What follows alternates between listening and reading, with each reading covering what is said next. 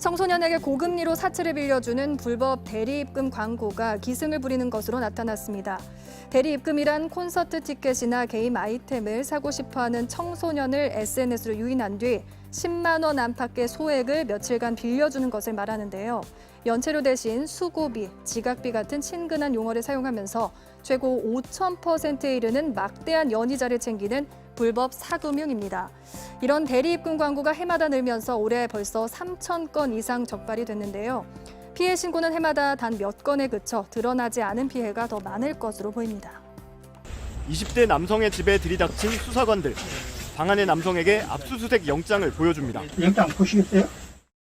수사관들은 이 남성이 쓰던 컴퓨터는 물론 서랍까지 꼼꼼히 살펴봅니다. 방 안 곳곳에서 쏟아져 나온 건 통장과 차용증 뭉치. 이 남성은 2년 전부터 SNS에 대리 입금을 해드린다는 글을 올린 뒤 연락한 사람들에게 불법 대출을 해왔습니다. 특히 여성 고객을 유인하기 위해 남자는 안 받는다는 조건도 내걸었습니다. 급전이 필요해서 연락한 여성들에게 10,000원에서 30만 원의 소액을 빌려주고 이자를 챙겼는데요. 여태 돈을 빌려간 피해자는 330여 명, 원금만 2억 9천만 원에 달합니다. 이 남성은 특사경에 붙잡히기 직전까지 피해자들에게 이자 등 명목으로 3억 3천만 원을 이미 받아낸 상태였습니다.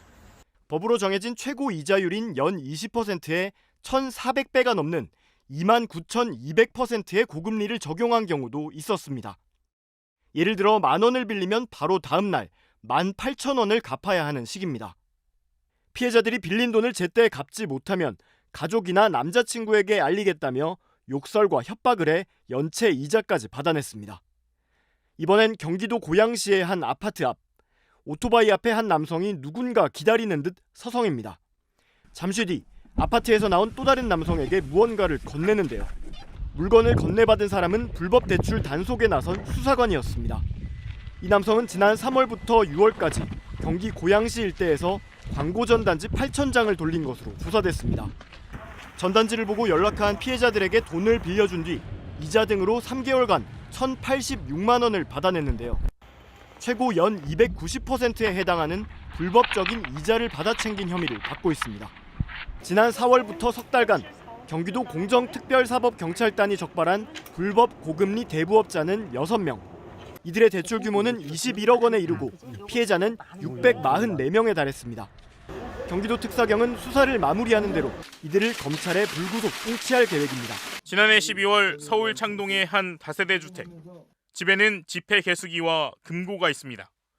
금고에서는 돈다발과 서류봉투 수십 개가 나옵니다. 서류봉투에는 저금리 대환대출 계약서가 담겨 있었습니다. 33살의 남성은 자신을 컨설팅 회사 운영자라고 소개했지만 실제로는 불법 대부업을 하다 경찰에 적발됐습니다. 주로 자금 사정이 어려운 소상공인에게 접근해 저금리로 대출을 갈아타주겠다고 하며 미등록 고리대금업을 한 겁니다.